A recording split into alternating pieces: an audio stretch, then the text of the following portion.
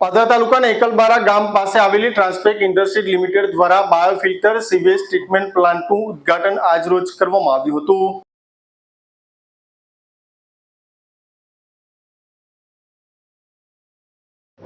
Transpek industries limited દ્વારા બાયોફિલ્ટર sewage treatment plant તૈયાર કરવામાં આવ્યો છે, જે પ્લાન્ટમાં ડબસા સહિતના ગામોમાં જે ગંદુ પાણી ભેગું થાય છે, જેના કારણે ગંદકી પણ સર્જાતી હોય છે। ત્યારે કંપની દ્વારા ગંદકી દૂર કરવા તેમજ જે ગંદુ પાણી છે તેનું ટ્રીટમેન્ટ કરી અને તેને પુનઃ ઉપયોગ લઈ શકાય તે માટે પ્લાન્ટ તૈયાર કરવામાં આવ્યો હતો। પ્રતિદિન 3 લાખ લીટર ગંદુ પાણી શુદ્ધિકરણ કરી તેના ઉપયોગ માટે તેના પ્લાન્ટની સ્થાપના કરવામાં આવી છે। શુદ્ધિકરણ કરેલું પાણી કારખાના તેમજ વૃક્ષોના જતન માટે ઉપયોગ કરવામાં આવશે।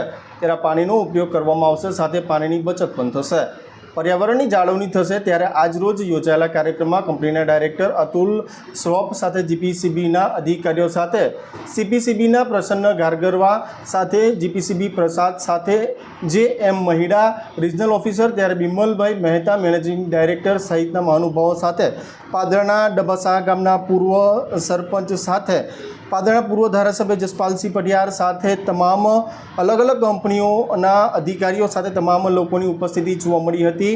ત્યારે આ પ્રસંગે જીપીસીબીના અધિકારીઓ દ્વારા વિડીયોના માધ્યમથી માહિતગાર કરવામાં આવ્યા હતા। ત્યારે વિડીયો કોન્ફરન્સ પણ યોજાઈ હતી, જે યોજાયેલ કાર્યક્રમમાં તમામ મહાનુભાવોનું સ્વાગત કરવામાં આવ્યું હતું। ત્યારે પ્રાસંગિક પ્રવચન બાદ પ્લાન્ટનું ઉદ્ઘાટન પણ કરવામાં આવ્યું હતું।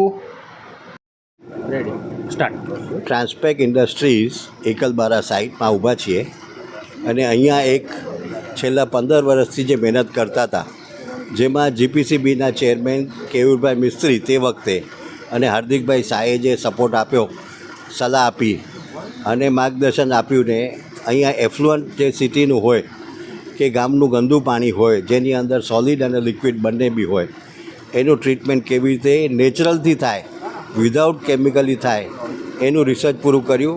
એનો 300 KLDનો પ્લાન્ટ અત્યારે આજે ઇનોગ્રેટ ચેરમેન સાહેબ બારડ સાહેબે કર્યો અને એનું આજે ઉદ્ઘાટન કર્યું છે, જેનેથી આટલું બોરવેલનું પાણી વાપરવાની જરૂર નહીં પડે અને આ પાણી સીધું અમે ઇન્ડસ્ટ્રી માટે વાપરી શકીશું, કુલિંગ ટાવર અને બોઇલર માટે।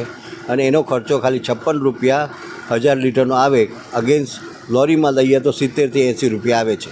દૈનિક કેટલું રિસાયકલિંગ કરવાનું? દૈનિક 3 લાખ લીટર એટલે 30 lorry. Okay sir, thank you. આજરોજ જે ટ્રાન્સપેક ખાતે ટ્રાન્સપેક ઇન્ડસ્ટ્રીઝ લિમિટેડ દ્વારા 300 KLDનો એમનો એક સુએજ ટ્રીટમેન્ટ પ્લાન્ટ, જે એક રીતે જોવા જાય તો એક અનોખો treatment plant, sewage treatment plant છે કે જેમાં ગામમાંથી પાણી લઈ અને એને ટ્રીટમેન્ટ કરી અને એમના પ્લાન્ટમાં પાછું વાપરવામાં આવશે। અત્યારે એમણે ફર્સ્ટ ફેઝમાં જે 300 KLDનો ટ્રીટમેન્ટ પ્લાન્ટ નાખ્યો છે, જે અત્યારે ગાર્ડનિંગમાં વાપરશે અને એક વખત સ્ટેબિલાઇઝ થઈ ગયા પછી એ લોકો 600 KLDનો બીજો પ્લાન્ટ અપગ્રેડ કરશે અને ત્યાર પછી એનું પાણીનો ઉપયોગ એ લોકોના પ્રોસેસમાં બી કરશે, જેના લીધે એમનો જે બોરવેલ પર જે નિર્ભરતા છે એ એમની ઝીરો થઈ જશે। એટલે હું આ સ્ટેજે તો દરેક ઇન્ડસ્ટ્રીને એવી રિક્વેસ્ટ કરું છું કે જે પોતાની આસપાસના જે ગામો છે એને એવી રીતે એડોપ્ટ કરી લે અને પોતાને ત્યાં આવો ટ્રીટમેન્ટ પ્લાન્ટ બનાવે, જે એકદમ લો કોસ્ટ છે, કે જેમાં કોઈ કેમિકલ કે એવી મોટાભાગ ઇલેક્ટ્રિસિટીનો પણ ઉપયોગ થતો નથી। અને બીજું કે આ એક સોર્સ એવો છે ડોમેસ્ટિક વેસ્ટ વોટરનો કે એમને 12 માસ 24/7 મળશે, કે ગ્રાઉન્ડ વોટરમાં તો ઇલેક્ટ્રિસિટીની બી જરૂર હશે કે એની પણ જરૂર પડશે, કે બોરવેલ પર નિર્ભરતા, અને તમને બધાને ખબર જ છે કે જે રીતે બોરવેલના હાલમાં TDS પણ વધી રહ્યા છે, નાઇટ્રેટનું પ્રમાણ બી વધી ગયું છે। તો આ રીતે અગર પાણીનો રીયુઝ થશે તો સમાજને બી ઉપયોગી થશે અને ઇન્ડસ્ટ્રીને પોતાની જે વોટર રિક્વાયરમેન્ટ છે એ પણ પૂરી થઈ શકશે। એટલે હું દરેક ઇન્ડસ્ટ્રીને રિક્વેસ્ટ કરીશ કે એ લોકો પોતાની આસપાસના જે ગામ છે એને એડોપ્ટ કરીને આવા પોતાના ટ્રીટમેન્ટ પ્લાન્ટ બનાવીને જે બોરવેલ પર નિર્ભરતા છે એ ઓછી કરે અને એ લોકો જે વોટર ન્યુટ્રલ થવા માંગે છે એ થઈ શકશે। બીજું અમે અત્યારે રિસન્ટ સ્ટેપ પણ લીધા છે જીપીસીબીએ ઘણા, કે પાદરા અને જે કરખડી જે 2 એસોસિએશનમાં જે પાદરા તાલુકામાં ઇન્ડસ્ટ્રી આવી છે એમને પણ અમે રિક્વેસ્ટ કરી હતી અને એમણે પણ CSRમાં લગભગ હાલમાં અત્યારે છેલ્લા 2 મહિનામાં એ લોકોએ 22 બોરવેલ તળાવમાં બનાવ્યા છે, જેનાથી શું છે કે આ એરિયાના જે ગ્રાઉન્ડ વોટર રિચાર્જ થશે અને ગ્રાઉન્ડ વોટરમાં પણ સુધારો આવશે અને ખેડૂતોને અને તેમજ ઇન્ડસ્ટ્રીને પણ જે પાણીની રિક્વાયરમેન્ટ છે એ રિચાર્જથી પૂરી થશે। એટલે આ સ્ટેજે હું અને એક બીજું વાત જણાવી દઈએ કે આ તો ટ્રાન્સપેક કંપનીએ પોતાના ઉપયોગ માટે અનેક સારી વસ્તુ કરી છે, પણ આપણે લગભગ 6 મહિના પહેલાં પાદરાના લુના ગામમાં પણ એક આપણે આવો લો કોસ્ટ જે પાદરા ઇન્ડસ્ટ્રીયલ એસોસિએશનના સહયોગથી અને MS યુનિવર્સિટીના સહયોગથી એક STP બનાવ્યો છે.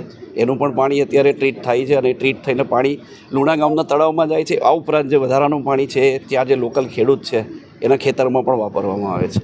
શું નામ છે? આજરોજ ટ્રાન્સપેક ઇન્ડસ્ટ્રી ખાતે સુએજ ટ્રીટમેન્ટ પ્લાન્ટનું મુહૂર્ત કરવામાં આવ્યું, જે અતુલભાઈ સાહેબ એના માલિક છે અને જેમને અમારા ડબાસા ગામનું જે કંઈ ગંદુ પાણી છે એ બધું કલેક્ટ કરવાનું અમારી જોડે એ લોકોએ નક્કી કર્યું અને અમારા ગામને સ્વચ્છતાની વધારવા માટે એમને જે સહકાર આપ્યો અને અમારા ગામમાં જે કંઈ બીમારીઓ ફેલાતી હશે એ હવે થોડા ઘણા અંશે અટકી જશે. બીજી વસ્તુ કે આગળ પણ એમને સહકાર હતો કે અમને અમારા ગામમાં રિચાર્જ બોર આપેલા છે, જે પાણીને સુધારો થાય. આજે ડબાસા ગામમાં 10 રિચાર્જ બોર છે જે પાણીને સુધારો થઈ શકે.